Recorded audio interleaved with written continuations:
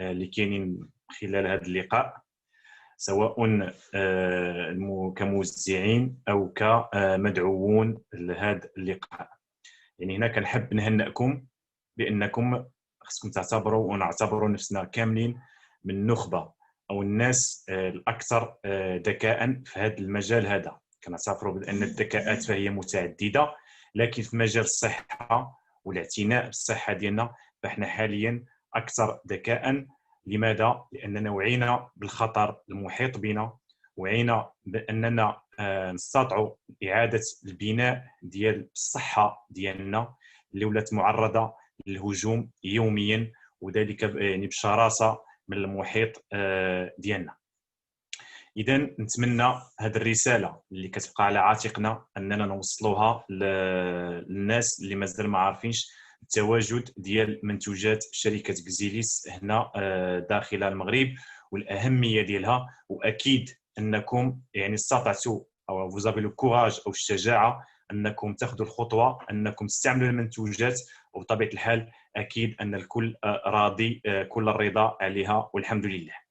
اذا فيما يتعلق فاش كنتكلموا على الصحه ديالنا، كنعرفوا بان الجسم ديال الانسان او الجسد ديالنا فهو كيحتاج الخمسه ديال النقاط الاساسيه او حيويه، او نقولوا 5 بوزوان فيتو. الى الجسم سينو يعني كما كنقول الا ما كانوش هاد الخمسه ديال المبادئ الجسم ممكن يتعرض للامراض وممكن تمشي حتى الوفاه لا قدر الله. اذا هاد الاساسيات او هاد لي بوزوان فيتو اللي كنحتاجوهم، اولهم هو لا ريسبيراسيون او التنفس، ثانيهم هو لانجيستيون او الاكل ديالنا او التغذيه ديالنا، ثالث نقطه هي لا ديجيستيون اي لاسيميلاسيون يعني الهضم والامتصاص، ورابع نقطه هي ليليميناسيون او ازاله السموم او اخراج دوك لي توكسين اللي كيكونوا بداخل الجسم، وخامس نقطه هي ليكسبلوراسيون اي لو ريبو يعني الحركه او النشاط الرياضي اضافه الى الراحه. دونك هاد خمسه ديال النقاط اساسيه ديال الصحه ديالنا، وهاد الخمسه الاساسيات فهي كتوالم بشكل كبير مع المبادئ الخمس اللي جات بها كزيليس او اللي جا بها مفهوم ديال الصحه عند شركه كزيليس اللي هو مفهوم الصحه الخلويه او الاعتناء بالخلايا ديالنا. هاد النقاط الاساسيه ديال الحياه ديالنا بطبيعه الحال فهي تعرضات كما نقولوا للهجوم او التخريب او الى سي 5 بوزوان فيتو سون افيكتي. بهذا المصطلح هذا ربما كتخونني الترجمه الحرفيه، واني لي 5 بوزوان فيتو اللي تكلمت عليهم سون افيكتي. اللي هضرنا على لا ريسبيراسيون او التنفس كنهضروا على الهواء اللي اصبح ملوث. الا هضرنا على لانجيستيون او التغذيه ديالنا فاكيد ان التغذيه ديالنا ولات فقيره من ناحيه المغذيات الدقيقه اللي كنعني بها البروتينات، الفيتامينات، الاحماض الامينيه، لي زوليغو اليمون الى اخره.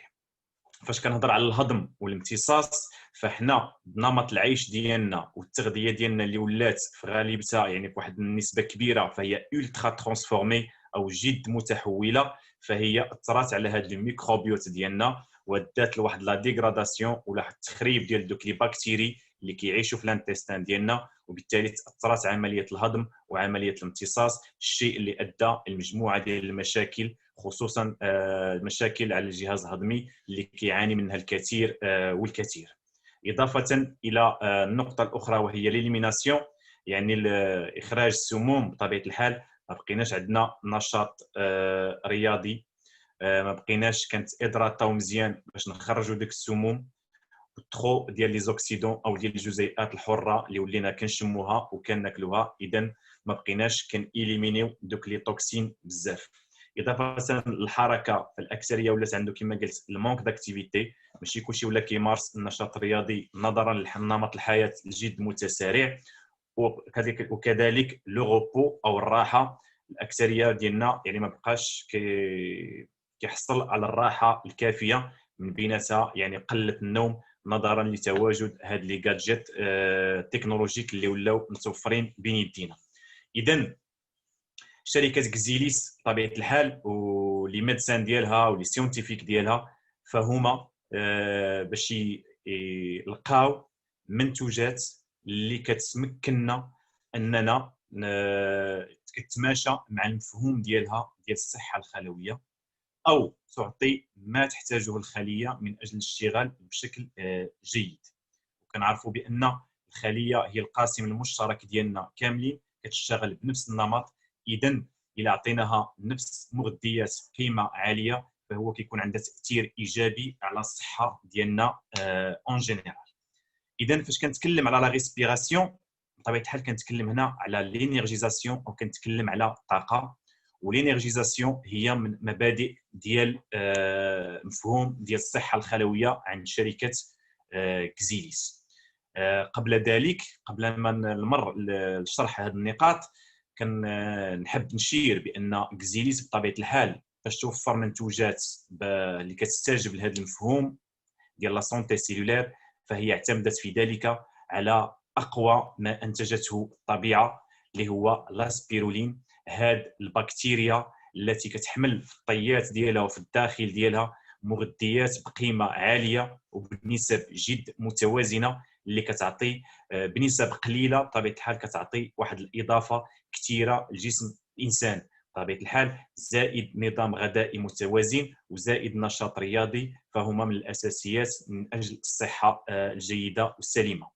دونك شركه كزيليس فهي اختارت لاسبيرولين ليس عبثا.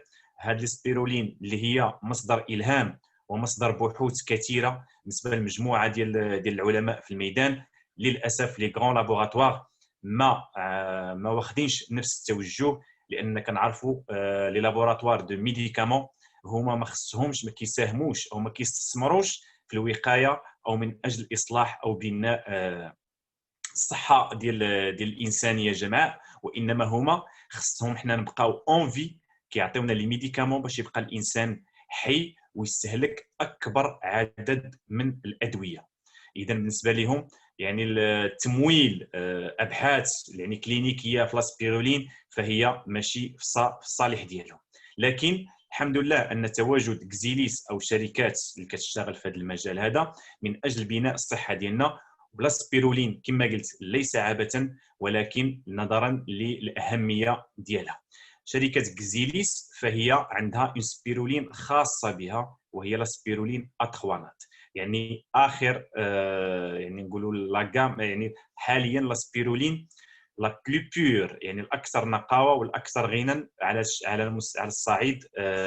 الصعيد العالمي بطبيعه الحال.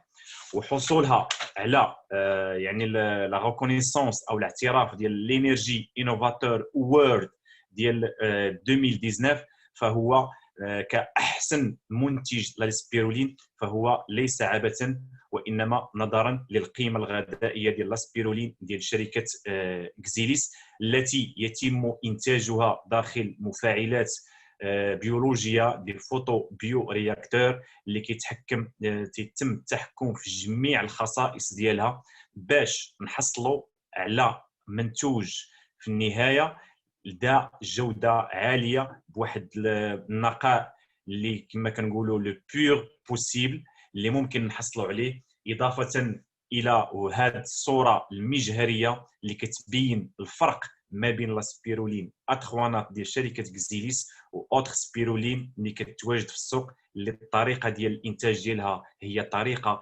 تقليديه. وبطبيعه الحال كزيليس كان عندها السبق في انتاج سبيرولين تكنولوجيا جديده على المستوى العالمي، وبالتالي كما كنقولوا لحقاش انفيستات في لا بيوتكنولوجي. وحاليا هذا العصر او عهد العهد هو ديال لا بيوتكنولوجي ديال التكنولوجيا بصفه عامه. والشركه اللي كيكون عندها السبق فهي ديما كتكون عندها واحد لافونتاج على الشركات الاخرى. اذا لاسبيرولين اتخوانات فحاليا الكل يجمع على انها اكثر نقاوه واكثر غنى. انطلاقا من هذا لاسبيرولين ديال كزيليس فهي عطاتنا منتوجات بطبيعه الحال اللي كتجاوب على حاجيات ديال الجسم ديالنا او ديال الخلايا ديالنا. اذا فاش كنرجع نتكلم على الاساسيات ديال الجسم السليم اللي من بيناتها لا ريسبيراسيون، يعني لا ريسبيراسيون فاش كنتكلم على التنفس بطبيعه الحال كنتكلم على لينيرجيزاسيون، كنتكلم على الطاقه اللي هي احد مبادئ ديال الصحه الخلويه. لان لا ريسبيراسيون يعني كنقول الاكسجين، والاكسجين هو اللي كيساهم في عمليه ديال التنفس الخلوي. وهذه العمليه ديال التنفس الخلوي اللي كتتم على مستوى لي ميتوكوندري هو جزء من اجزاء الخليه المهم، عباره عن مفاعل بيولوجي لانتاج الطاقه، عباره عن جزيئات ديال لا تي بي اللي كتخلينا اننا نتحركوا. وجسم دون طاقه فهو جسم بطبيعه الحال سي ان كور كما كنقولوا مالاد، جسم مريض. اذا لا ريسبيراسيون او التنفس فهو من الاولويات ومن الضروريات بالنسبه للجسم ديالنا.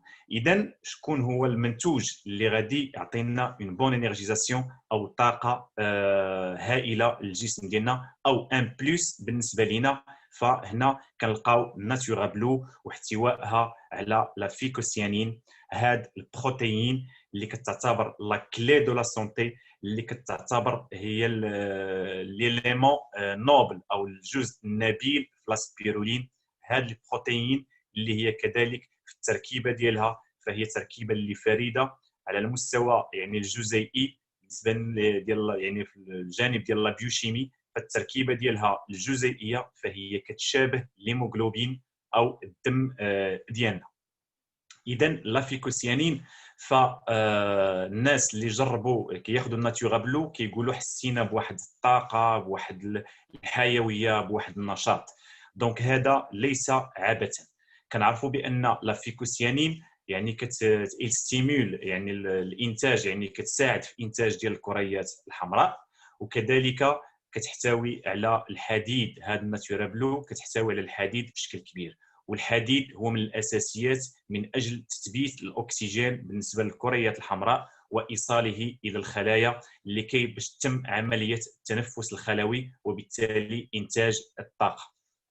اذا كما كنقولوا هذا هو الدور، هذا عليها الناس اللي كياخذوا ناتورا بلو كيحسوا بالحيويه والنشاط. هذا هو التفسير يعني كما كنقولوا العلمي لماذا شنو اللي كيؤدي لهذه الطاقه، شكون كيعطي هذا لو بلوس بالنسبه لنا. فلا فيكوسيانين بطبيعه الحال اضافه الى المغذيات اللي كتحتوي عليها الناتورا بلو، لي بروتيين ولي زاسيد اميني وتو لي زيليمون نوتريتيف اللي كنقولوا، فلا فيكوسيانين عندها دور فعال في انتاج هذه الطاقه. اذا حنا كان عندنا لا فيكوسيانين اللي كتعاوننا من اجل توفير الشيء الذي يوصل الاكسجين للدم ديالنا والخلايا ديالنا. اذا هنا كنفتح واحد القوس بالنسبه لا ريسبيراسيون، يعني خصنا نتعلموا نتنفسوا مزيان. وهنا ان امي ميدسان قال لي بان حنا المغاربه ما كنعرفوش نتنفسوا، لان غالبا هذا كنفتحوا غير قوس هنا غالبا لان حنا كنتنفسوا اون ريسبيراسيون كما كتسمى توراسيك، يعني بالفوق ديال لي بومون ديالنا، يعني الجزء العلوي من لو بومون ديالنا، في حين ان اون بون ريسبيراسيون ولا تنفس جيد هو تنفس ابدومينال، يعني ديال الكرش ديالنا كما كنقولوا اللي كتطلع وكتهبط. هنا كيكون اون بون كونتيتي دوكسيجين اللي كتدخل. هنا كنعطي بالنسبه للناس اللي باغيين شويه ديال لا ميديتاسيون، بما اننا في الصحه الخلويه وفي لو بيان اتر ديالنا فكنقتسموا بعض المعلومات اللي ممكن تكون مفيده لنا كاملين. فكاين ان اكزرسيس ديال لا ريسبيراسيون اللي ممكن الانسان يديروا واحد 20 مينوت في لا جورني، يعني او جوج مرات 10 ديال الدقائق. فكان ريسبيري يعني كنتنفس واحد 2 سكوند، كنحبس التنفس ديالي واحد 8 ديال لي سكوند، كان اكسبيري يعني كندير الشهيق واحد 4 سكوند، وكندير واحد البوز ديال 4 سكوند. يعني كنمشيو نقولوا 2 8 4 4، كنتنفس، كنحبس التنفس، كنطلق التنفس، وكنوقف ما كنتنفسش. هنا هذا ليكزيرسيس هذا بطبيعه الحال كيخلينا لو كور يسوكسيجين مزيان، يعني كيدخل ماكسيموم دوكسيجين، وبالتالي مع لو ناتورا بلو فكاين اللي غيوصل هذا الاكسجين للخلايا وكنحصلوا على واحد الطاقه اللي كتكون مهمه في الجسم ديالنا. اضافه هذا ليكزيرسيس ممكن يطوروا الانسان من 2 سكوند 8 4 من 2 8 4 4 ل 3 8 5 5 او 4 8 6 6. هذا سي اونتر بارونتيز اون اكزرسيس اللي بغا يدير هذا الاكزرسيس دو ميديتاسيون. اذا هذا هو التفسير ديال لينيرجيزاسيون اللي كنحصلوا عليها انطلاقا من سيلاكنا ناتورابلو. هنا كندوزو من الاساسيات كذلك ديال الجسم بصحه جيده اللي هو لانجيستيون او الاكل ديالنا او التغذيه ديالنا اللي كان بطبيعه الحال اللي كنستلهموا منها الطاقه. فهنا بطبيعه الحال ناتورابلو فهي اضافه كذلك، وكذلك فدوتر برودوي اللي كنتمناهم انهم يدخلوا للمغرب قريبا اللي هما كيتماشاو مع الذوق ديال اي واحد فينا اللي هو لو ناتورا ناتيف، يعني اما بودر واما لي كابسول واما الجرين يعني ليكيد. فثلاثه ديال لي برودوي كذلك اللي كيمشيو في هذا الجانب ديال بالنسبه لاي اسئله فنخليهم حتى الاخر ديال اللقاء ونجاوبوا عليهم. هذه اونتر بارونتيز كذلك. فقلت هنا لانجيستيون او التغذيه ديالنا فناتورابلو احتوائها يعني باش ناخذوا دو بوشون كناخذوا 4.8 ملغ دو سبيرولين. اذا كناخذوا واحد الكميه ديال المغذيات كاضافه لنا في لا جورني ديالنا. خصنا نتعلموا بان اون مونج كو اون سون فان، يعني ما كنتغداو حتى كنحسوا بالجوع. وبطبيعه الحال الانسان ما يمكنش يحول الطاقه كما كنسميوها الانرجي كوسميك يعني ديال الشمس او الانرجي تيلوريك ديال الارض للطاقه، وانما كيمتد الطاقه ديالو من الفواكه ومن الخضار. بطبيعه الحال هاد الناتورابلو فهي اضافه كبيره في المغذيات ديالنا، نظرا لان التغذيه ديالنا فهي ولات تغذيه فقيره ما كتحتويش على لي ميكرونيوتريمون اللي كنحتاجوهم في اليوم ديالنا. لماذا؟ لان كما كنعرفوا مجموعه ديال الاسباب، من الاهم ديالها هو لابوفريسمون دي سول، يعني التربه ديالنا ولات فقيره، واحد الاستعمال ديال المبيدات بطبيعه الحال الكيميائيه، لي فخوي او هاد الخضار والفواكه اللي ولات يتم الجني ديالها مسبقا، وبطبيعه الحال زائد التنقيه او الانتقاء الجيني او لا سيليكسيون جينيتيك ديال الانواع. بطبيعه الحال هنا الشركات باش كتوقع لها مونوبوليزاسيون، يعني كيشدوا دوك لي غران كيوليو يبيعوهم، اضافه لا مانيبيولاسيون جينيتيك ديال هاد لي برودوي او لي زو جي ان. يعني هاد الشيء كامل فكيؤدي بطبيعه الحال لواحد تفقير ديال المواد الغذائيه ديالنا اللي اهمها هما الخضر والفواكه ديالنا، واللي هي سورس دينيرجي بالنسبه لنا. فاحنا كندوروا كنتكلموا كنرجعوا بان الانرجي فهي الاساس من اجل الصحه الجيده. بالتالي فاحنا كمغاربه يعني ديما حنا كما كنقولوا ديما في لو بيان اتر، حنا المغاربه كناكلوا تقريبا راه 4 فوا في النهار، يعني الفطور الغداء كنديروا لو غوتي وكنديروا العشاء. تقريبا راه ليستوما ديالنا او المعده ديالنا كتكون ديما عامره، وخصنا نعرفوا بان فاش كتكون المعده ديما عامره فكاينه كميه كبيره ديال الطاقه اللي كتمشي في الهضم. يعني وبطبيعه الحال راه الجسم محتاج واحد الطاقه باش يليميني، باش يخرج دوك لي توكسين وباش يقوم بواحد الميتابوليزم وبعمليه البناء. الوقت اللي كتكون المعده ديالنا ديما عامره فواحد الجزء كبير من هذه الطاقه كيمشي للهضم ديالنا. وحديثا داك لو جون او الصوم اللي ولا كيتكلموا عليه كيسمى لو جون انترميتون، يعني اللي ولا من الوسائل ديال العلاج باش كيخليو الجسم يعني كما كنقولوا الطاقه ديالو كامله كيستعملها من اجل ليليميناسيون او اخراج السموم واعاده ترميم ما يمكن ترميمه بواسطه الميتابوليزم او الاستقلاب الخلوي ديال الخلايا ديالنا بطبيعه الحال. اذا هنا ناتورابلو فشوف ان سول يعني برودوي فيه يعني مزايا وبطبيعه الحال ومزايا اللي كثيره بزاف، والناس اللي استعملوه بطبيعه الحال راه كيعرفوا هذه المساله وكيحسوا بها.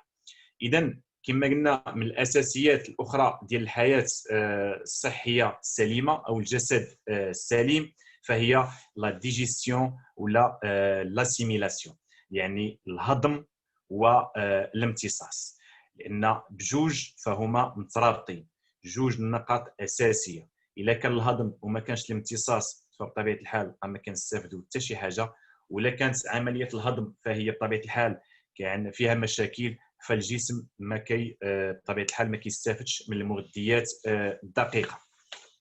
فهنا يعني كاين ان برودوي اللي كيتماشى بطبيعه الحال مع هذا المكون او هذه النقطه الاساسيه ديال جسم الانسان. شكرا سي حسن. هو لو بيوم اللي جابت لنا شركه كزيليس. فعمليه الهضم والامتصاص هي رهينه بواحد الميكروبيوت اللي يكون يعني دو غروند كاليتي كما كنقول. وهذا الميكروبيوت فهو تعرض للهجوم نظرا لو مود دو في ديالنا، ونظرا للتغذيه ديالنا اللي اصبحت واحد التغذيه اللي كنقولوا واحد النسبه كبيره فهي الترا ترانسفورمي، وبالتالي ادات لواحد لا ديغراداسيون لهذا الميكروبيوت ديالنا. وحاليا كنعرفوا الدور ديال الميكروبيوت بالنسبه للصحه ديالنا. دونك شركه كزيليس جابت اون سوش اللي اختارتها ما بين 40 بكتيري متواجده، اللي هي لي بيفيدو بكتيريوم لاكتيس. يعني اختارت واحد لا سوش بعنايه فائقه، زدت عليها دي فيبر دو مايس، هما دي فيبر سوليبل يعني الياف اللي كتذوب، كيتسموا هما مصنوعين بطبيعه الحال من لو مايس، اضافه الى لاسبيرولين اتخوانات ديال لي فوتو بيورياكتور ديال شركه كزيليس. وبطبيعه الحال هذه التركيبه الخاصه ولا بروفتي ديال كزيليس، يعني هذا المنتوج هو اخر جيل ديال لي بروبيوتيك بالنسبه في السوق العالميه حاليا. عندها مزايا كثيره على اعاده بناء الميكروبيوت انتستينال ديالنا، اضافه انها كتساهم في نقصان الوزن اللي كيتواجد يعني او الدهون الفيسيرال، يعني لا غريس فيسيرال، يعني ديك الدهون اللي كتحيط بالاعضاء ديالنا ديال يعني لو فوا لي ران الى اخره ديال لابدومين ديالنا. هنا الاهميه ديالها كتحيد ديك لا غريس اللي كتعتبر من اصعب الدهون اللي ممكن يحيدها الانسان. اذا حاليا راه الكثير من الناس ولاو كيقلبوا على لي بروبيوتيك نظرا لوعيهم بان لانتستان هو المصدر ديال الصحه او الجسد السليم، لان الدور ديال هاد لي بكتيري اللي كتعايش معنا فهي لها دور كبير على جميع النواحي، وبالتالي خصنا نعتنيو بها. وإلا كنا لسنوات فاحنا كنا كنخربوا فيها وكننميو لوتر بكتيري اللي كما كنقولوا اللي كتهاجم الصحه ديالنا، فانا الاوان اننا نعاودوا نحييو هذا الميكروبيوت ديالنا ونعاودوا ننشئوا مستعمره جديده اللي تساهم لنا في الصحه الجيده وتمكننا من عمليه الامتصاص اللي هي الاساس، لان امتصاص المواد الغذائيه فهو اهم نقطه بالنسبه للجسم ديال الانسان. اضافه الى ذلك فاحنا كنمشيو ليليميناسيون او لا ديتوكسيكاسيون او ازاله السموم. وهذه المساله فهي كذلك فهي حيويه بالنسبه للجسم ديالنا. اذا كيفاش غنستطيعوا نتخلصوا من هذا الجسم من هذه السموم؟ وخصنا نعرفوا بان كاين لا ديتوكسيكاسيون وكاين لا ديتوكسيناسيون، يعني دو مو ديتوكسيكاسيون اي ديتوكسيناسيون. لو مو الاول ديتوكسيكاسيون يعني هنا كنتخلصوا من السموم الخارجيه اللي كتنفسوها هذوك الجزيئات الحره الخارجيه اللي في الهواء ديالنا، في التغذيه ديالنا، في مجموعه ديال المسائل اللي داخله على الجسم ديالنا، في حين ان لا ديتوكسيناسيون هي التخلص من السموم اللي كينتجها الجسم ديالنا خلال التفاعلات ديالو او خلال الاستقلاب الخلوي او الاليات اللي يعني النظام الاشتغال ديال الجسم، فهو كذلك كيطرح دي توكسين او كيطرح سموم، فضروري خصنا نتخلصوا بها. باش نتخلصوا من هاد السموم، حاليا في المغرب عندنا دو برودوي، اولهم هو لو بيوديناميزور او يعني هذا يعني الماء. فوالا، ميرسي سي حسن. هذا لو بيوديناميزور اللي كيوفر لنا واحد لو، واحد الماء دو كاليتي، واحد الماء اللي كيوصل للخلايا ديالنا. وبطبيعه الحال من اهم المصادر باش الجسم يتخلص من السموم فهو خصو بطبيعه الحال الماء، لان الماء باش نيفاكيو اترافير، باش كنخرجوا دوك السموم ديالنا بطبيعه الحال اترافير لي غان ديالنا او الكلى ديالنا، او انطلاقا من يعني من لابو ديالنا، انطلاقا من التعرق ديالنا، فكنتخلصوا من السموم. دونك كزيليس وفرت لنا ماء، وهنا جابت لنا يعني الركيزه الاساسيه من بين اهم الركائز ديال الصحه الخلويه، وهي ليدغاتاسيون. فهنا على يقين بان اي برودوي الا رجعنا للمفهوم ديال الصحه الخلويه كنلقاوه راه كيجاوب على احد هاد الدعائم او احد هاد الركائز، وحاليا فهو كيجاوب على الاساسيات ديال الجسد السليم. دونك لو بيوديناميزور فهو ان برودوي لي براتيك، يعني عملي. من الناحيه الاقتصاديه فهو كيوفر المال بالنسبه للناس اللي كيستعملوا الماء ديال القنينات او الماء ديال لي بيدون. هذا الماء بطبيعه الحال حنا كنعرفوا بانه مليء بدوك لي توكسين او لي نانو بارتيكول او الجزيئات البلاستيكيه. هذا يعني يعني تقرير ديال منظمه الصحه العالميه اللي لقى مجموعه ديال لي بارتيكول في اكبر العلامات التجاريه اللي كتشتغل في الماء. يكفي اننا نلقاو دي بارتيكول ديال 0.1 ملم، يعني بالنسبه لجسم الانسان فهي جزيئه بهذا الحجم، فهي جزيئه ضخمه وضخمه بزاف، اضافه دوك لي نانو بارتيكول اللي كتعد بالعشرات او المئات الى اخره. دونك كزيليس جابت لنا واحد لو اللي اولا من الناحيه العمليه كيتواجد في المنزل وكيمكننا من ديك لا ستيمولاسيون فيزوال. يعني كاين الناس اللي ما كتشربش الماء، اذا هذا البيوديناميزور فاش كيكون فوق الطبله كاين واحد التهيج بصري اللي كيخلي الانسان انه يتفكر الماء، كما كنقولوا قرقصه اللي بان العطشان كنظن. فهنا واحد الاستفاده ان كاينه لا ستيمولاسيون فيزوال، اضافه الى لو دو كاليتي اللي كيوفرها لنا هذا لو فلتر هذا اللي هو يعني ديال التقنيه ديال المعهد متعدد الاختصاصات في مدينه لوزان السويسريه. من هنا كتواجد العلامه بان سيتون سويس تكنولوجي، يعني هذا البرودوي فهو تكنولوجيا سويسريه بطبيعه الحال اللي كيعطينا ماء مضاد للاكسده، ماء شيئا ما قاعدي وماء ايونيزي او مؤين.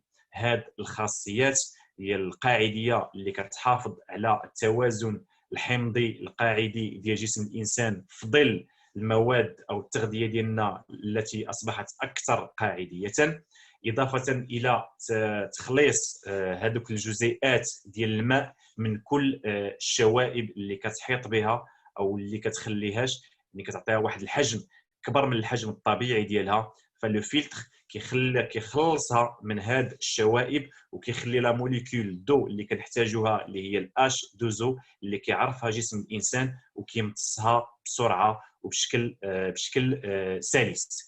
اذا كزيليس اضافه الى النقطه الاساسيه، فلو ان مجموعه او عدد كبير من البيوت ولات كتستعمل منتوج او البيوديناميزور، فهنا غادي نحدوا من عدد ديال القنينات البلاستيكيه المتواجده في الطبيعه، وبالتالي عمل ايكولوجي اللي كنساهموا به باش نخليو واحد الحياه للوليدات ديالنا اللي نتمناو انها تكون احسن فاحسن. اضافه فاش كنهضروا على ليميناسيون خصنا منتوجات بطبيعه الحال اللي غتساعدنا اكثر فاكثر على التخلص من هاد الجزيئات الحره او من هاد السموم، لان الانسان في عمليه التنفس كيطرح جزيئات حره. بطبيعه الحال داك الشيء المحيط ديالنا او التنفس ديالنا او الاكل ديالنا كيجيب لنا جزيئات حره. فهاد الجزيئات الحره فهي من ناحيه جسم الانسان فهو كيحتاجها، لانه كيقوم عمليه الاكسده وعمليه الاختزال، يعني لوكسيداسيون الى ريدكسيون. لكن الوقت اللي كتكون هاد الجزيئات الحره باعداد كثيره فالجسم الانسان ما كيقدرش يسايرها، وبالتالي خصو واحد الاضافه وخصو شي حاجه كما كنقولوا اللي تساعده اللي تحقق ليه التوازن. ومن بينها يعني المضادات الاكسده، واقوى مضاد الاكسده اللي يمكن نلقاو هو بطبيعه الحال لو ناتورابلو او لافيكوسيانين، اللي تعتبر هاد البروتيين يعني كنرجعوا ديما لو ناتورابلو، هذا اللي فيها يعني اقوى مضاد اكسده حاليا. والتحاليل اللي تمات الناتورابلو عن طريق عمليه الاوراك فهي لقات 3000 وحده اوراك بالنسبه للناتورابلو، يعني اعلى ما كاين في الطبيعه حاليا بالنسبه للمضادات الاكسده. يعني لها كنقولوا لا بروتيين اللي هو الجزء النبيل في لا سبيرولين، الخصائص ديالو من بينها انه ان سوبر انتي اوكسيدون، يعني مضاد الاكسده اللي قوي جدا. اضافه كذلك التواجد ناتورابلو فهي بطبيعه الحال كتحتوي على لا فيتامين سي، كتحتوي على مجموعه من المكونات، يعني ان برودوي اللي ما مديوش وغزا، ما محطوطش عبثا، وانما محطوط بطريقه علميه مناسبه تتماشى وحاجيات الانسان البيولوجيه او